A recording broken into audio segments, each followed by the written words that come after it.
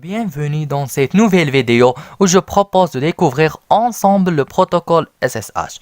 Donc, l'objectif de cette vidéo, ça va être d'apprendre comment le protocole SSH ça marche et comment transformer une machine en serveur. Mais avant de commencer, vous savez qu'on peut utiliser notre machine à distance, même si l'on est à des centaines de kilomètres de la machine. Par exemple, si j'habite à Madrid, je peux utiliser et bien contrôler un ordinateur sous Linux situé à Osaka au Japon, par exemple, grâce à l'Internet. Mais les données qui passent entre le premier ordinateur qui se trouve à Madrid et le deuxième à Osaka vont être cryptées et sécurisées grâce à un protocole qui s'appelle le protocole SSH. Alors, dans cette formation, nous allons pas seulement découvrir la connexion à distance, mais nous allons aussi essayer de comprendre comment cela fonctionne et comment les données sont sécurisées grâce au protocole SSH. Mais avant de commencer, on doit savoir que signifie la notion serveur, parce qu'on va l'utiliser beaucoup dans notre formation. Qu'est-ce qu'un serveur? Un serveur est un ordinateur qui reste allumé et connecté par Internet 24 heures sur 24, 7 jours sur 7. C'est un ordinateur semblable au vôtre, mais plus puissant et rapide. Et le principe d'un serveur, comme on a dit, c'est de rester allumé et connecté par Internet 24 heures sur 24 et offre des services. Par exemple, on a des serveurs web, des serveurs messagerie, des serveurs game, etc. Et pour le plan qu'on va suivre dans notre formation, pour découvrir le protocole SSH, c'est premièrement, on va commencer par le protocole Telnet. Pourquoi on a choisi le protocole Telnet? Parce que c'est le premier protocole avant le protocole SSH. Et pour bien comprendre le principe du protocole et comment ça marche. Deuxièmement, pourquoi faut-il sécuriser les échanges entre une machine client et une machine serveur? Après, comment fait SSH pour sécuriser les échanges? Comment utiliser SSH concrètement? Et finalement, le côté pratique. On va voir comment rendre ma machine un serveur SSH et comment je peux utiliser à distance par mon téléphone portable par exemple et aussi avec mon ordinateur.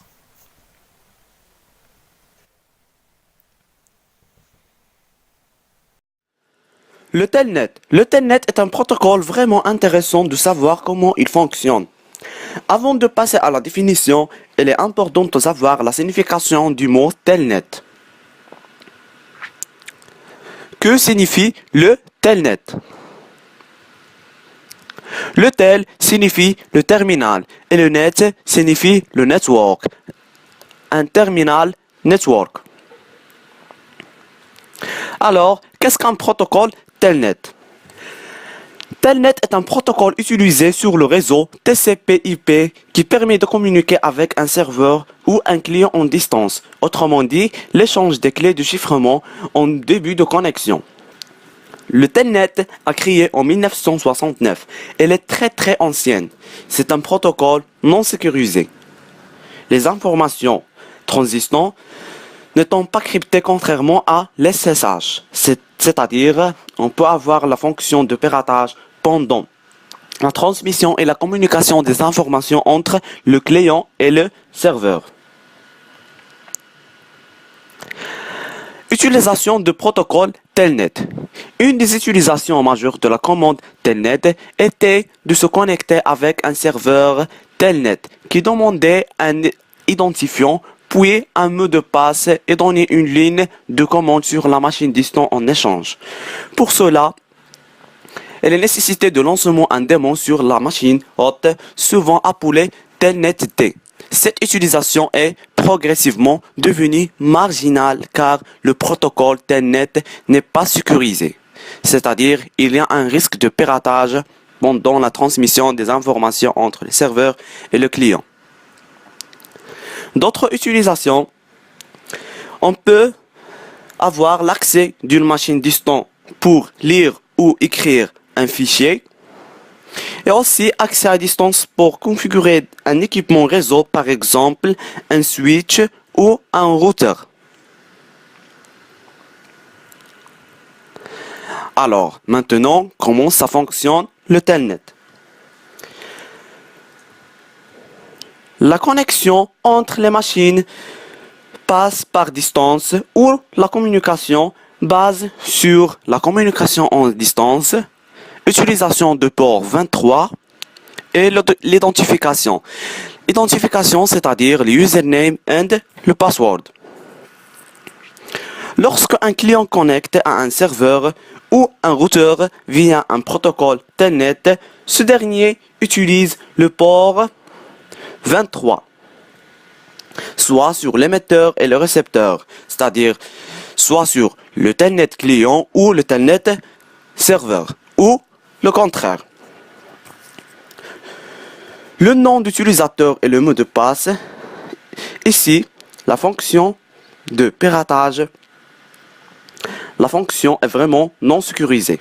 Ici, une pirate aurait la possibilité d'écouter tout ce qui passe au réseau et donc avoir la possibilité de l'interception de toutes vos données, tout ça à cause de manque de cryptage.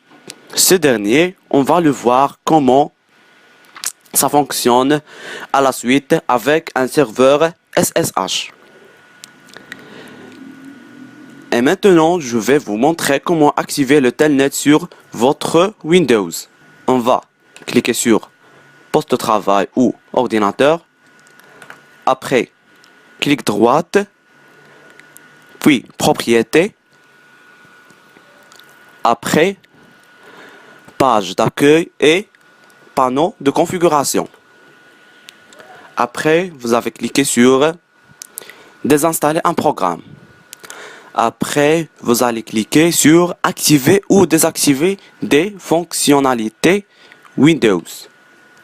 Après, vous patientez. Après, vous cochez le client Telnet. Après, OK.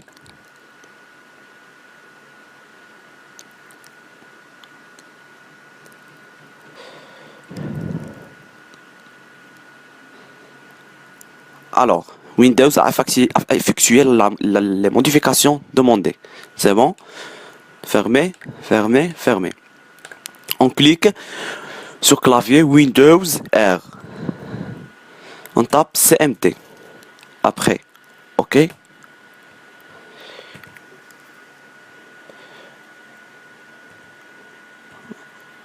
On tape Telnet.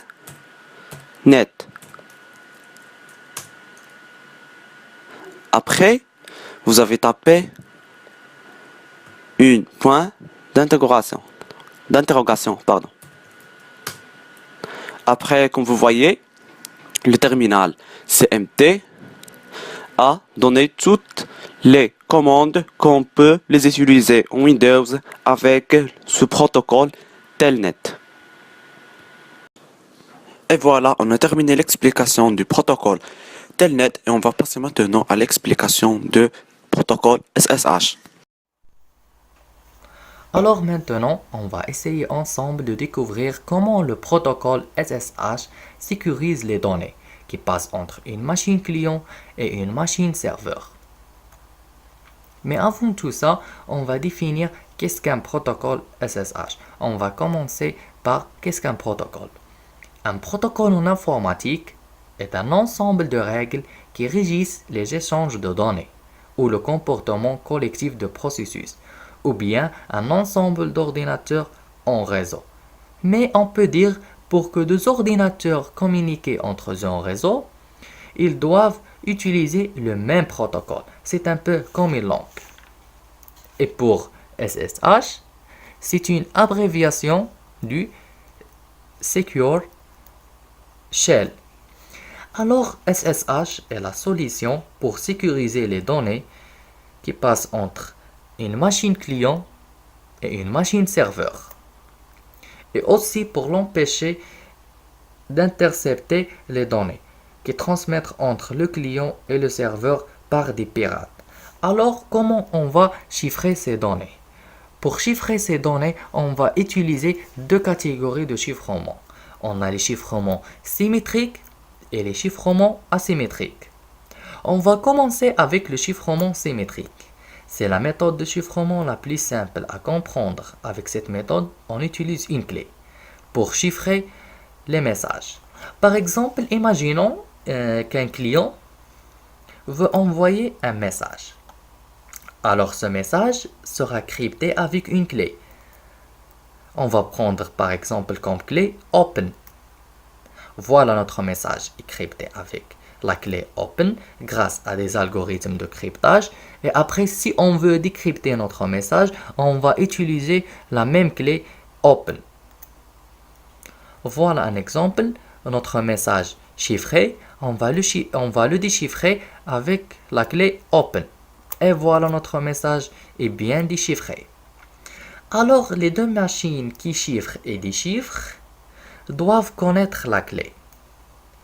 Mais si un pirate intercepte un message chiffré, il ne peut rien faire s'il ne connaît pas la clé secrète pour qu'il puisse déchiffrer le message. Alors, pour que ce chiffrement symétrique ça marche, le client doit envoyer la clé secrète vers le serveur.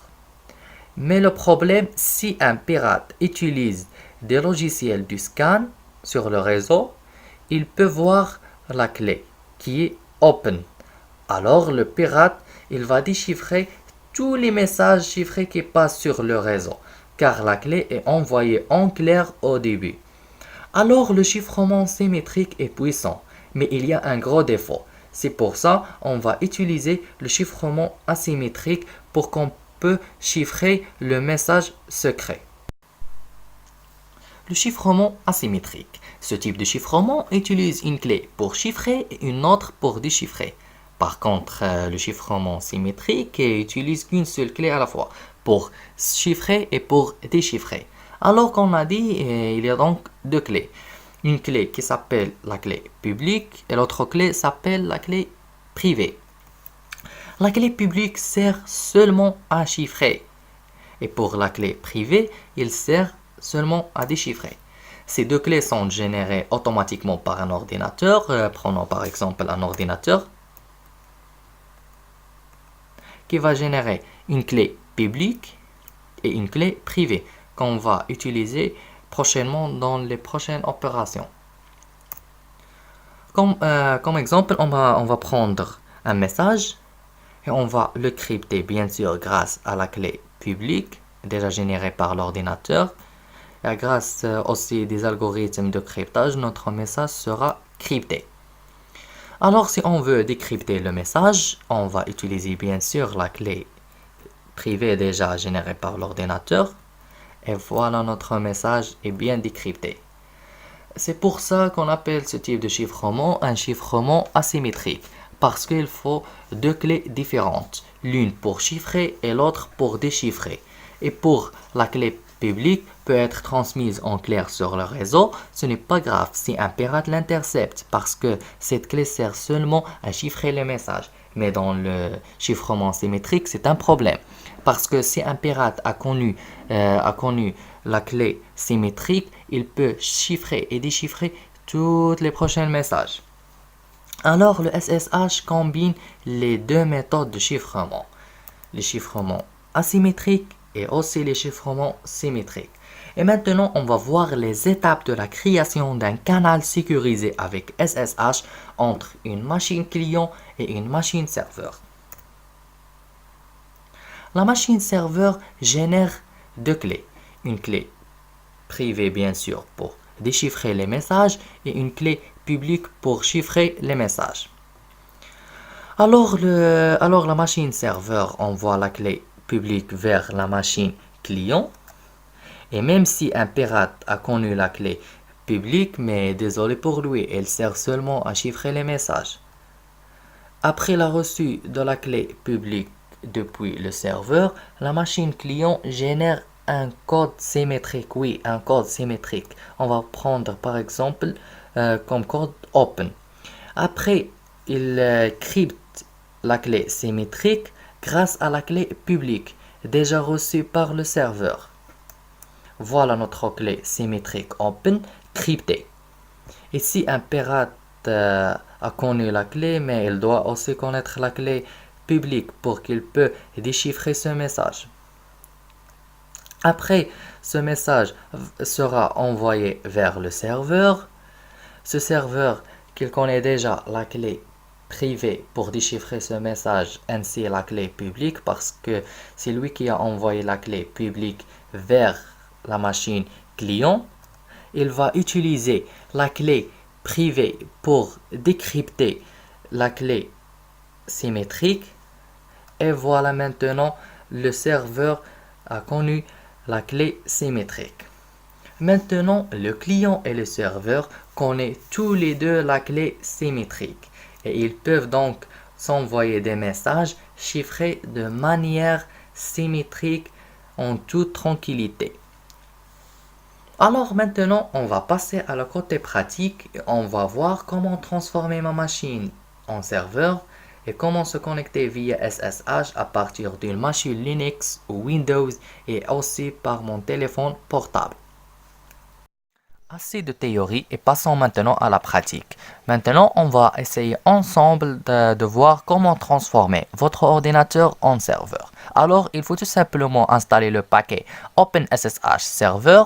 Pour OpenSSH est un ensemble d'outils libres pour établir des communications chiffrées, bien sûr, entre une machine client et une machine serveur, sur un réseau informatique grâce au protocole SSH. Qu'est-ce qu'il faut faire? Il faut tout simplement taper dans votre terminal cette commande pour installer le paquet OpenSSH.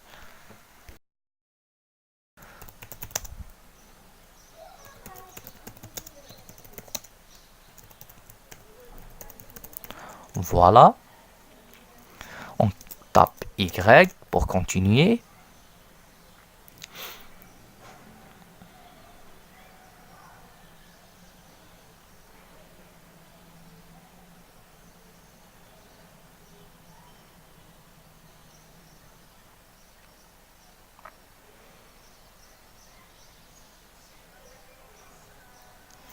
Pour ces noms-là, désolé pour ces mots, sont les noms des algorithmes du chiffrement asymétrique. Et là, c'est l'étape de la création d'une clé privée et clé publique pour chaque algorithme. Voilà, l'installation est terminée, notre serveur est bien installé. Alors, pour démarrer notre serveur, il suffit de taper cette commande.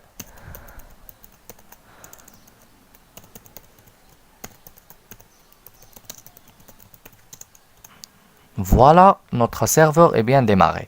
Si on veut arrêter notre serveur, il suffit de taper cette commande seulement, on change Start avec Stop. Voilà, le serveur est bien arrêté. Si on veut seulement redémarrer notre serveur, on doit taper Restart.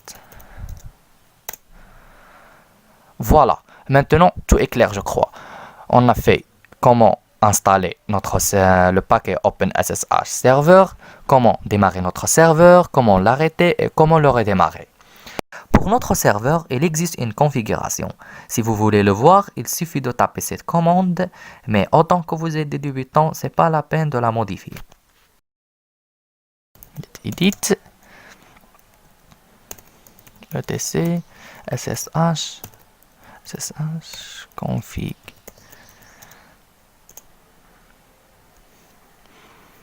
On attend un petit peu. Voilà la configuration de notre serveur. Alors, si vous voulez savoir que signifient les options dans ce fichier SSH config, il suffit de taper une commande qu'on va le voir bientôt. Ici, c'est le port. C'est préférable de changer le port parce que c'est un port par défaut. Alors, c'est mieux si vous voulez connecter avec votre serveur dans un réseau non local, je conseille de modifier le port en mesure de sécurité. Alors, pour voir le manuel de votre ou bien de SSH config, il suffit de taper man SSH config. Cliquez sur Entrée et vous aurez le manuel complet sur le SSH config. Voilà, ici vous trouvez chaque option de votre fichier SSH config bien expliqué. Si vous voulez le modifier ou bien faire des modifications sur votre config. Alors maintenant, notre machine est désormais un serveur SSH. Vous pouvez y connecter partout, depuis n'importe quel ordinateur, sous Linux ou sous Windows, à condition d'ouvrir le port. Et pour ouvrir le port, il suffit de chercher par Internet car chaque routeur est son méthode. Alors maintenant, on va voir comment se connecter via SSH à partir d'une machine Linux. Alors maintenant, on va voir comment se connecter via SSH à partir d'une machine Linux. Alors, pour que je peux connecter à un serveur SSH, je dois installer le paquet OpenSSH client. Mais la plupart des ordinateurs, le paquet OpenSSH client est déjà installé. Pour vérifier, seulement tapez cette commande ssh-v. Si vous avez ce message, cela signifie que le paquet OpenSSH est déjà installé. Sinon, si vous voulez installer seulement le paquet OpenSSH client, il suffit de taper cette commande dans votre terminal.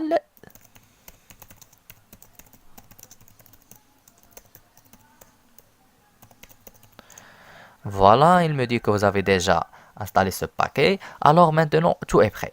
Alors, pour que je peux connecter à mon serveur ou bien à un autre serveur SSH, on va utiliser la commande suivante. SSH login IP-p port. Voilà. Ça, c'est la forme du commande. Ici, à la place du login, je dois mettre le nom d'utilisateur de la machine serveur. Ici, l'adresse IP de la machine serveur, bien sûr. Et ici, le port du serveur SSH. C'est le port qu'on a vu dans le fichier SSH config. Alors, à mon cas, je vais mettre à la place de login Ubuntu. Désolé.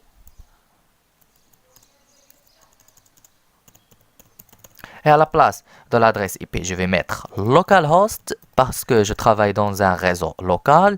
Si vous travaillez dans un réseau non local, vous devez mettre l'adresse IP de la machine serveur. Pour savoir votre adresse IP, il suffit de taper sur Google mon adresse IP. Il y a plein de sites qui vous donnent votre adresse IP. Et bien sûr, sans oublier d'ouvrir le port dans votre routeur, comme j'ai dit. Pour le port, vous devez mettre le port que vous avez choisi. Comme j'ai dit, il est préférable de changer le port en mesure de la sécurité. Voilà, mon port c'est 22. On clique sur Entrée. Il me demande de taper le mot de passe de la session ou bien de l'utilisateur dans mon machine serveur. Je vais mettre mon mot de passe.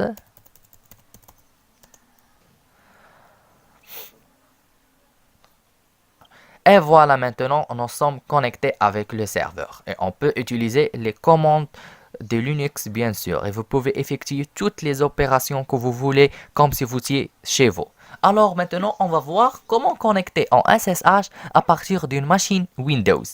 Alors, si vous voulez voir accès ou bien si vous voulez avoir accès à la console de votre machine Linux serveur à partir d'une machine Windows, il suffit de télécharger un logiciel qui s'appelle Putty. C'est un logiciel libre et je vais laisser le lien de téléchargement en bas de la vidéo. Alors, on va travailler maintenant avec le logiciel Putty. Comme j'ai dit, c'est un logiciel libre.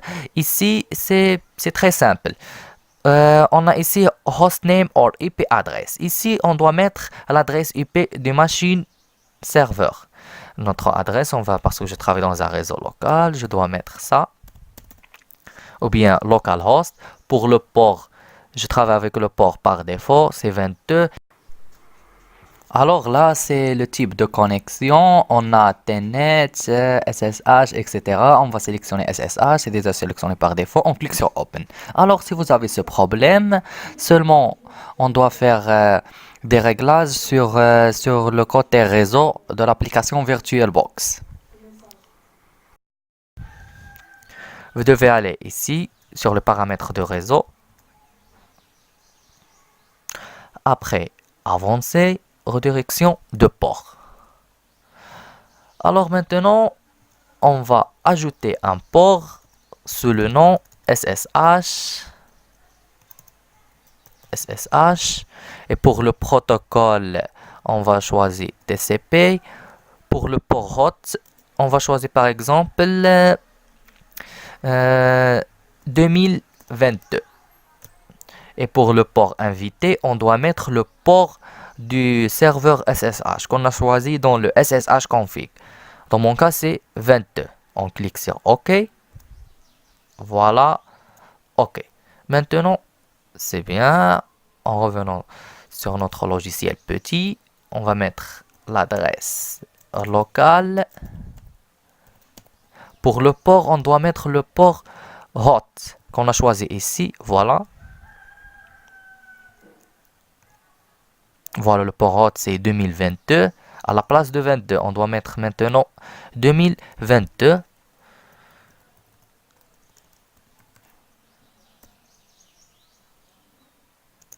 Ah, désolé, j'ai tapé 2002.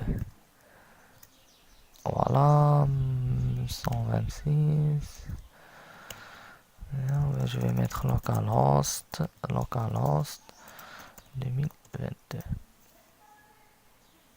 Voilà, il m'affiche un message de confirmation comme on a dans le OpenSSH client. Je clique sur oui. Voilà, login as, je vais mettre le nom d'utilisateur de la machine serveur. Dans mon cas, c'est Ubuntu. Après, le mot de passe. Maintenant, nous sommes connectés à notre serveur SSH grâce à ce logiciel petit sous Windows. Maintenant, je peux utiliser toutes les commandes que je connais sur Linux, ls par exemple, cd, racine. Voilà, maintenant, je travaille sur mon serveur grâce à ce logiciel petit sous Windows. Alors maintenant, Dans cette partie, on va voir quelques commandes et comment travailler avec eux sous un serveur SSH. On va d'abord lancer notre terminal sur Ubuntu.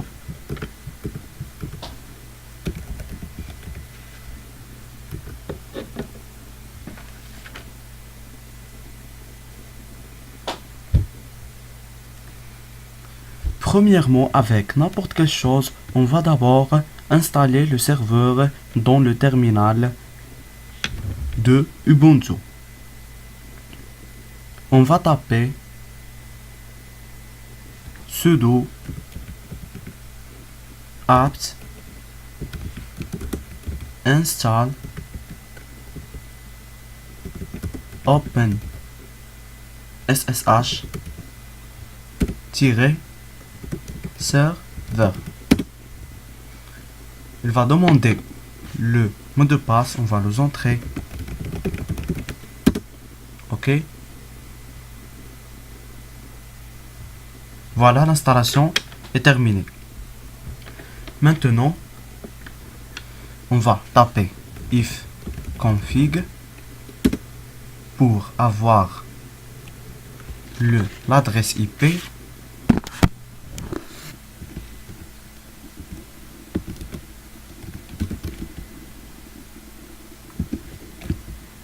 Voilà l'adresse IP.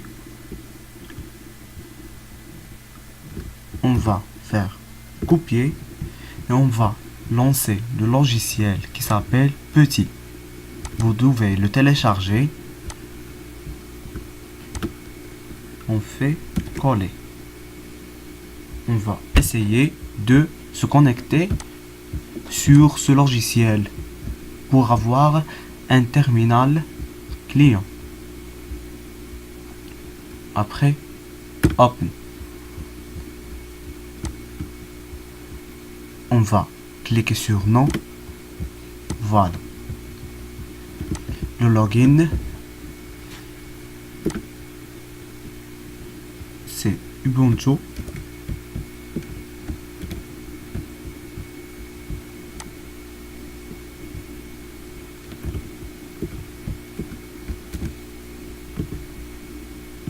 OK. Le mot de passe. Voilà, welcome to Ubuntu. On va vérifier la connectivité entre logiciel et le serveur. On va par exemple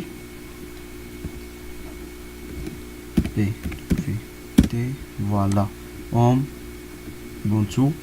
On va le taper. La même chose sur le terminal de Linux de Ubuntu. pour vérifier. Voilà, comme vous le voyez, c'est la même chose.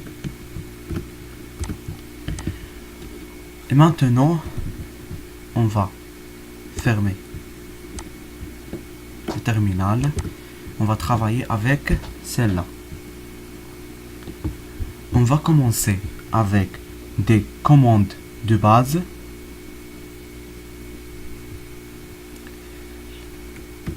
Par exemple, la commande CD.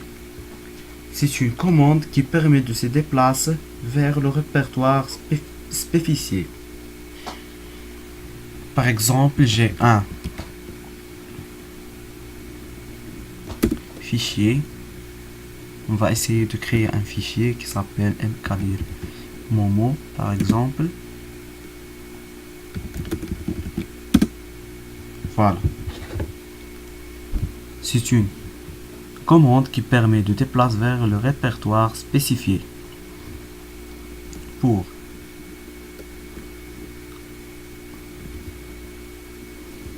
fermer le répertoire, on va faire cd. Alors, il y a une autre commande cd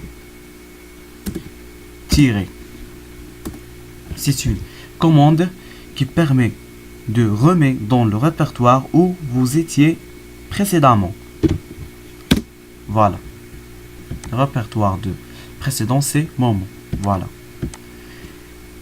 Et il y a une autre commande cd espace 2 points. Cette commande permet de déplacer un niveau plus haut. Voilà. Le premier répertoire. Il va entrer sur le premier répertoire. Alors maintenant, on va voir la commande ls. La commande ls, c'est une commande qui permet de lister tous les fichiers du répertoire ou du répertoire présent. Voilà. Ubuntu. On va voir la commande ls-a. C'est une commande qui permet de lister tous les fichiers et répertoires dans le répertoire précédent, inclus les fichiers cachés. Voilà. Ubuntu 2 points, etc. ls-al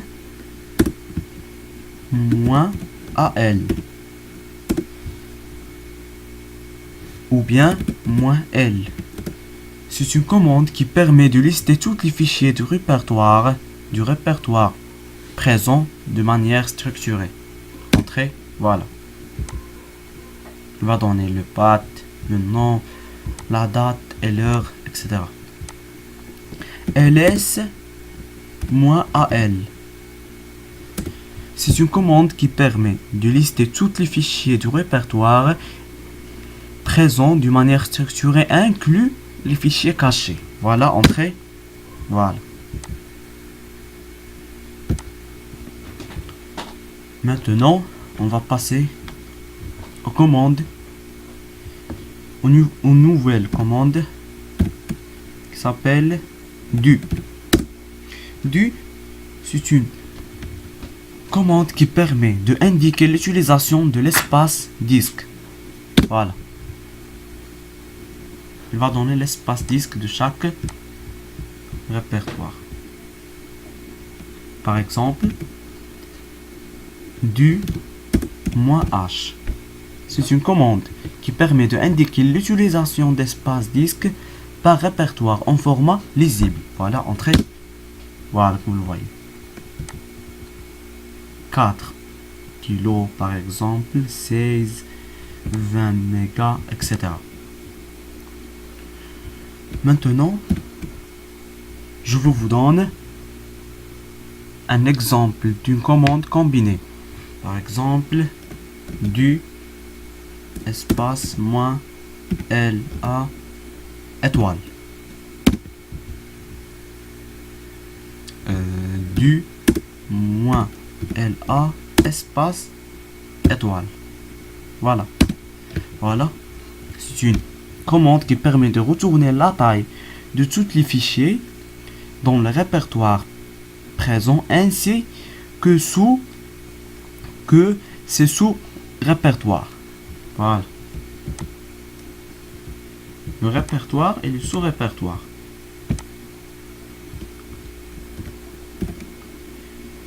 Une commande sort -n. C'est une commande qui permet de trier les résultats en ordre de grandeur décroissant. Et il y a une autre commande tile -15. C'est une commande qui permet de imprimer uniquement les 15 derniers résultats correspondant aux 15 plus gros fichiers.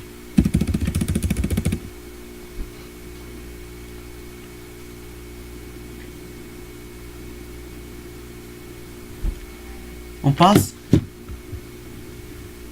à une autre commande qui s'appelle cp. C'est une commande utilisée pour copier les fichiers. Par exemple, je veux copier un fichier dans un répertoire, dans un nouveau répertoire ayant un nouveau fichier. Je vais utiliser la commande suivante. Par exemple, cp/. Je vous donne un exemple. Généralement, et vous utilisez chemin fichier point par exemple. Vous avez le renommé /home/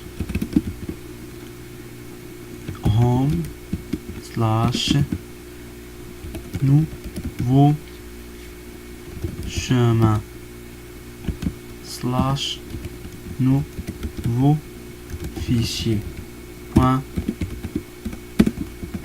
.ext. Alors, comme j'ai dit dernièrement, cette commande permet de faire une copie du fichier ext du répertoire home chemin dans le répertoire home nouveau chemin ayant le nom nouveau fichier. D'accord? On va voir maintenant une autre commande. C'est une commande qui s'appelle mv. mv, c'est une commande utilisée pour déplacer ou renommer un fichier. La façon, c'est la même que j'ai déjà montré, c'est la même que cp, la même commande. On va voir maintenant une nouvelle commande. C'est une commande qui permet de supprimer un fichier. C'est une commande qui s'appelle rm. On va créer un fichier et on va essayer de le supprimer. Par exemple, Kadir Soso.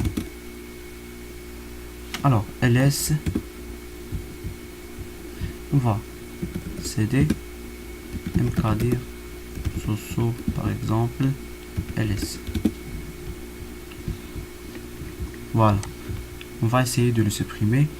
On va faire rm dir so. Voilà. ls. Voilà.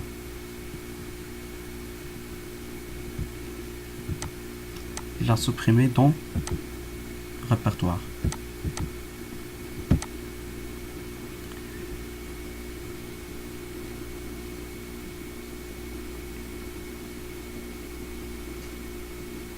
On va voir maintenant une commande qui s'appelle find. Find, c'est une commande qui permet de rechercher les fichiers. Voilà, il va faire une recherche de tous les fichiers. Une autre commande qui s'appelle last. Last, c'est une commande qui permet d'imprimer à l'écran les quelques dernières connexions au serveur et le moment qu'elles ont été effectuées. Voilà, entrée les derniers réseaux. Le dernier serveur, pardon. Last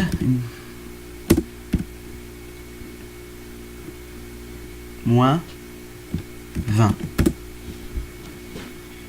C'est une commande qui permet d'indiquer uniquement les 20 derniers réseaux. Voilà, entrée. Voilà. 1, 2, 3, 4, 5, 6, 7, 8, 9, 10, 11, 12, 13, 14, 15, 16, 17, 18, 19 et 20. Une nouvelle commande, last, moins 20, moins AI. C'est une commande semblable à la commande précédente, sauf que cette variante indique l'adresse IP au lieu du nom du serveur. Voilà, entrée. Il a indiqué l'adresse IP au lieu de le nom du serveur. Alors, une autre commande W.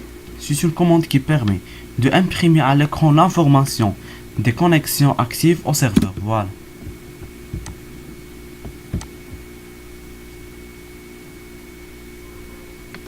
Il y a une autre commande semblable à cette commande W qui s'appelle WHO. WHO. C'est une commande semblable à la commande W, mais il permet d'indiquer uniquement l'utilisateur et l'heure et le nom du serveur à partir duquel la connexion était établie. Entrée, voilà. Seulement l'utilisateur et l'heure et le nom du serveur. Il y a une autre commande qui s'appelle net state.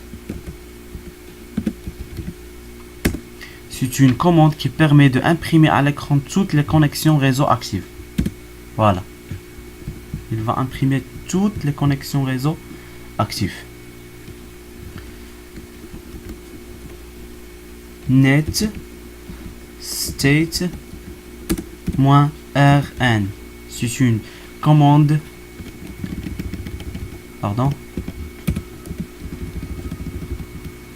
C'est une commande qui permet d'indiquer les tables de routage pour toutes les adresses IP assignées au serveur. Voilà.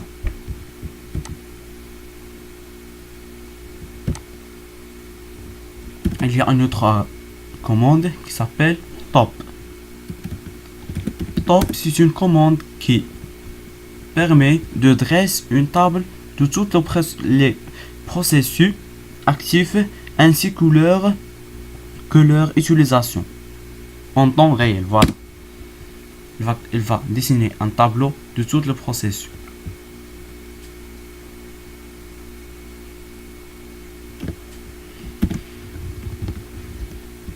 Il y a une nouvelle commande qui s'appelle PS. C'est une commande qui permet de lister les processus actifs ainsi que leur ID. Voilà. Il y a une commande qui s'appelle kill. Cette commande va permettre de forcer la fermeture d'un processus. Voilà. Et il va forcer la fermeture. Et voilà, notre formation a terminé. J'espère que vous allez bien comprendre le serveur SSH et comment travailler avec ces commandes. Merci pour votre attention et à bientôt.